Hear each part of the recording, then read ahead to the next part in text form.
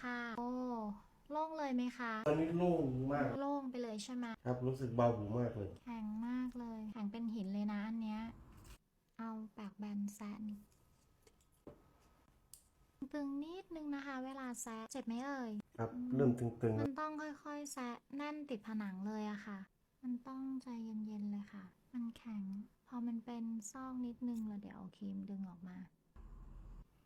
มันติดแน่นเลยค่ะเหมือนมันอยู่มานานมากขยับแล้วค่ะกำลังจะดึงออกมาแล้วนะคะดึงไม่ออกโอเค